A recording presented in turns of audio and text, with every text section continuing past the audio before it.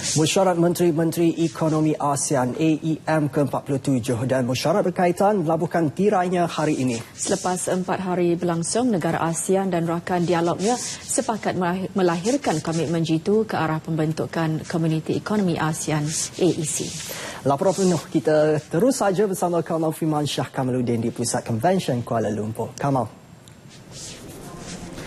Baik, terima kasih Ivan dan Shikendi Angkasa Pria. Assalamualaikum dan salam sehati sejiwa. Hari ini merupakan hari terakhir bagi Mesyuarat Menteri-Menteri Ekonomi ASEAN ke-47 dan nampaknya kesemua 10 negara anggota AEM dan juga rakan dialognya bersetuju bagi melaksanakan pembentukan Komuniti Ekonomi ASEAN-AEC menjelang akhir tahun ini. Dan menurut Menteri Perdagangan Antarabangsa dan Industri Datuk Seri Mustafa Muhammad berkata bahawa ASEAN kini diiktiraf sebagai satu entiti pasaran tunggal dan juga merupakan pemangkin dalam memperkukuhkan integrasi ekonomi serantau. Jelasnya peranan ASEAN kini menjadi semakin relevan dalam keadaan ekonomi semasa yang mencabar. Emphasize the point that there's need for us to work even harder to realize the community status. We have benefited a lot from ASEAN integration, political stability. We've been sharing a lot of best practices. There's been a lot of capacity building. We've been able to reduce the income gaps between ASEAN economies. So there's been a lot of success stories. And one lesson we can learn from the current volatility in currency and other markets is that there's an even a greater need for us to work closely with each other, coordinate our policies. And as you know, we have some measure of coordination and policies. We have the blueprint for ASEAN. We have blueprint for SMEs. And many of these blueprints will result in greater convergence of policy in ASEAN. And that's good for us.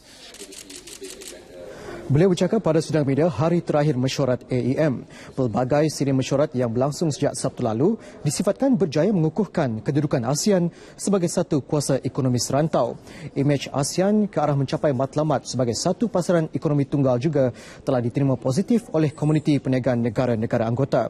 Beberapa pertemuan yang berlangsung antara Menteri-Menteri Ekonomi ASEAN dengan Majlis Perniagaan turut menggambarkan keyakinan komuniti perniagaan terhadap prospek pertumbuhan ekonomi serantau.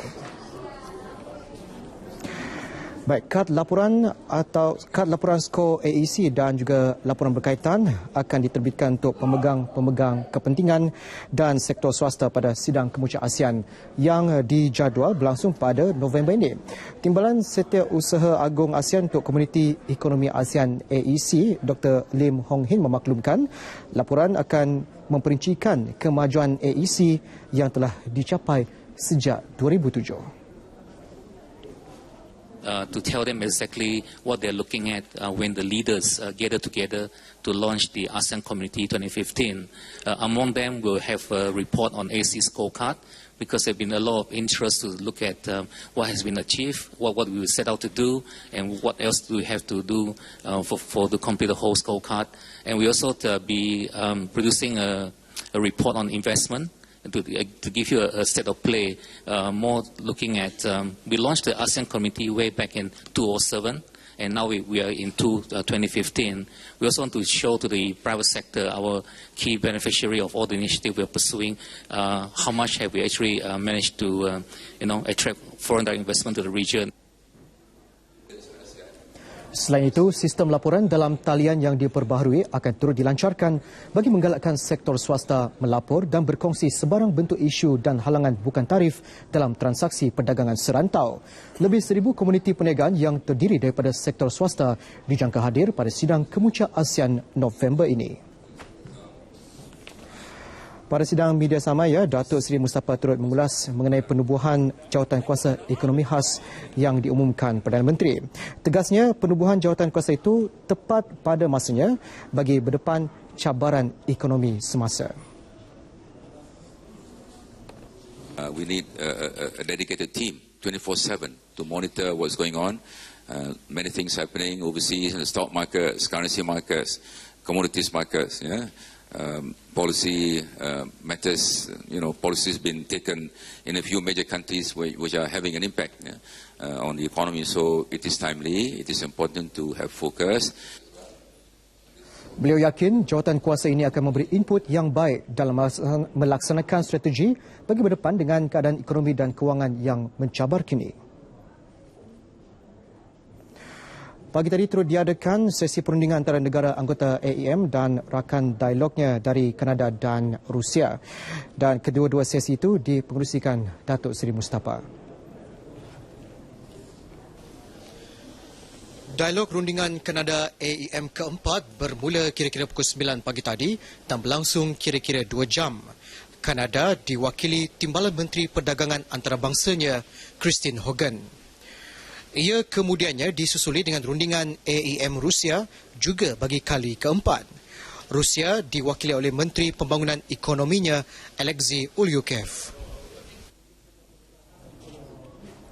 Datuk Seri Mustafa yang ditemui selepas sesi itu berkata, rundingan kali ini memuktamadkan sasaran untuk menggandakan perdagangan ASEAN-Kanada pada 2020 daripada $19 bilion Kanada ketika ini. Sasaran itu katanya boleh dicapai berikutan minat Kanada yang semakin berkembang ke arah rantau ini. Hala 7-5 tahun bagi kerjasama ekonomi antara ASEAN dan Kanada turut diluluskan dalam mesyuarat berkenaan. Keutamanya ialah untuk memajukan perusahaan kecil dan sederhana PKS di rantau ini. Hala 7 itu dijangka bermula tahun depan selari dengan visi ASEAN 2025.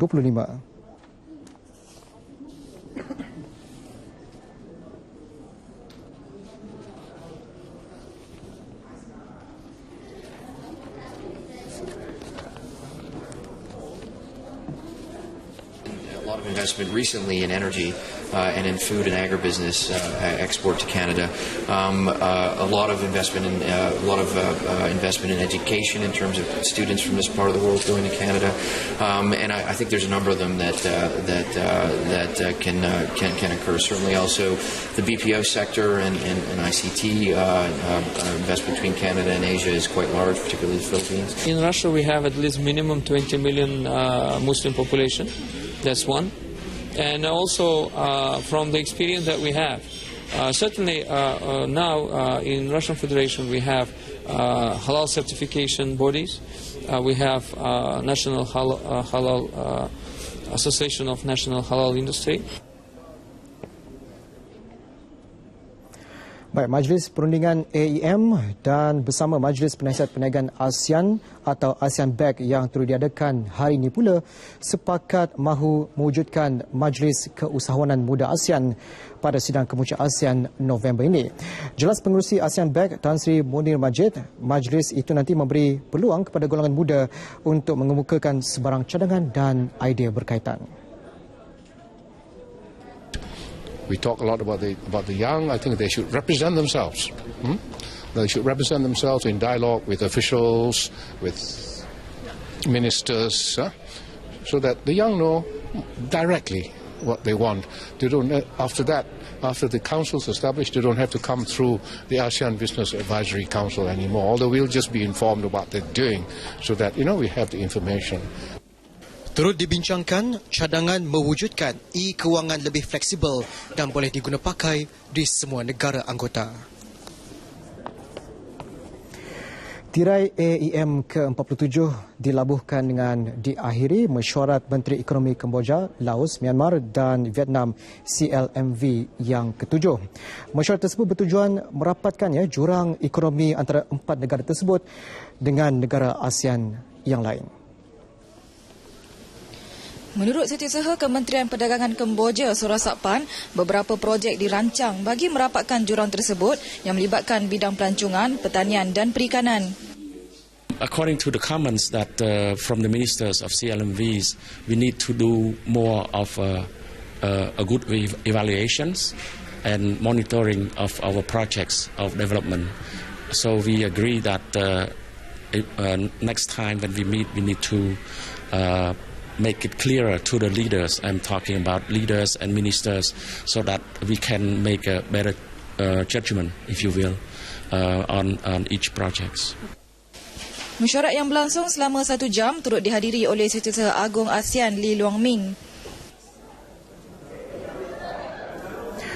Negara anggota ASEAN disarankan terus memberi tumpuan kepada perdagangan antara serantau.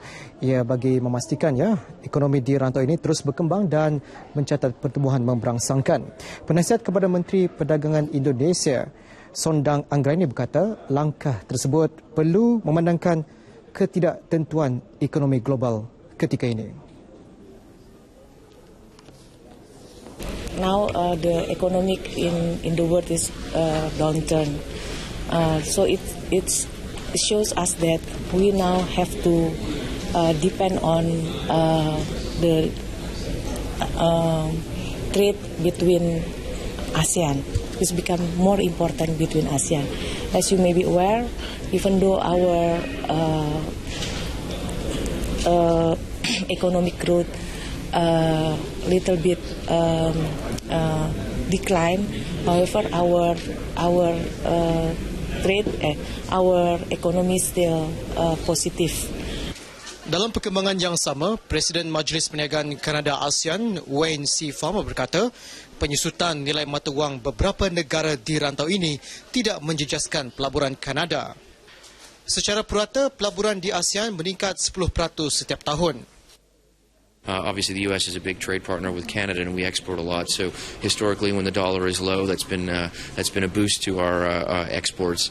Although want it to be too low, but so I think the Canadian currency relative to the ASEAN currency hasn't had a significant change over the last little while.